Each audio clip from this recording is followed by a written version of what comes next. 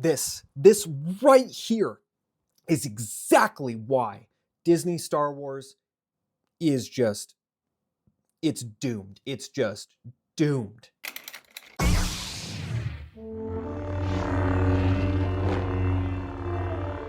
Leslie Headland, the former assistant to the guy with the famous couch, if you catch my drift there, apparently took inspiration from Gollum for Darth Plagueis.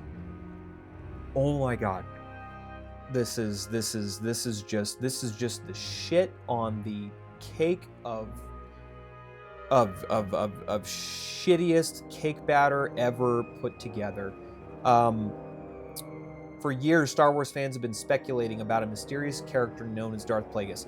No, we weren't speculating. We knew exactly who he was. He was a Moon, M-U-U-N, which they're a hyper-intelligent species from Munilist, and they run the banking clan. They run the galaxy's finances, and they were heavy-hitting members of the separatist movement. Gentlemen, the banking clan and trade federation are about business, not violence. And Darth Plagueis was a genius. He was an absolute genius. In the book Sidious, I can't remember exactly what it was titled, but it was basically the backstory of Darth Tenebris to Darth Plagueis to Darth Sidious, who then basically fulfilled Darth Bane's plan to overthrow the Jedi finally and conquer the galaxy. And Darth Plagueis was not chilling in a cave like a frickin' creeper. Luke, wait! It's too dangerous! Get your fat space ass back here. That pisses me off. And I'm thankful to say, having never seen a single episode of The Acolyte, and I never will, because I would rather wipe my ass with steel wool than watch that show. I can honestly say that I know enough about it, especially this garbage right here. Him creeping on Smilo Ren at the very end of the show as a teaser, apparently. Anyway, let's get into it. So on Tuesday, a new book called The Art of Star Wars, The Acolyte, because Disney couldn't come up with any more ways to just flush money down the drain. So they hired this person, Kristen Baver, to write a behind-the-scenes book that's going to sell like garbage, to basically quote the series and document it like a giant scrapbook of failure. And the creator, Leslie Headland, was interviewed, and apparently this is what she said. Before we even designed anything, I knew I wanted to do what they did with Gollum in the Fellowship of the Ring, where you get a sense of this character, the size of the eyes and his coloring. But I didn't want to do something in full-on daylight. When you see his hand move with your point of view being the main characters, it feels like you know about the threat before the main characters do. Well, okay, I'm cool. I promise, I'm cool. Tell me you know nothing about either franchise without telling me you know nothing about either franchise. The very way what's happening in the finale of this season, most likely the series at this point, where Plagueis creepily creeps out of the dark, hinting at many, many stories to come. Or, his grape fantasy, because that's what it looked like to me anyway, when I watched the clips of it. You just don't get it. You just don't get it. You have no idea what you're doing. You don't have any friends. Nobody likes you. You shit on everything. Literally on everything. And then you gaslight the fans into saying that, oh, you just hate it because you hate women in Star Wars. I read every book ever written in the old expanded universe, and I gotta tell you right now, there are so many wonderful stories of competent, intelligent, and capable female characters like Mara Jade, or Mirax Tarek, or Admiral Dala, or Yasani Isard. These amazing, wonderful characters that were page-turning to read. I mean, you want to talk about powerful figures behind the scenes who were not just eye candy. They actually performed functions and they did things, because I don't know if you know this or not, but women are capable of doing things. Hate me all you want. Don't really care. This is my video. Go make your own. VFX supervisor Julian Fody also notes in the book that the look of the character was crucial. We looked at a lot of references for Moon characters, from the prequels, the Clone Wars, and some game art, yet you still managed to get it wrong. Leslie didn't want to give away too much.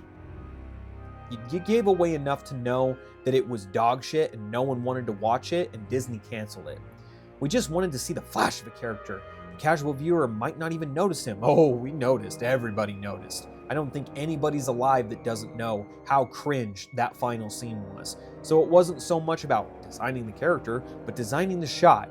The idea of a hyper-intelligent Sith that is in the dynasty of the Rule of Two, somehow managing to be on a planet full of Sith witches who, are just completely ignorant of his presence, who he then learns how to manipulate the midichlorians to learn how to create, eventually, what would be Anakin Skywalker.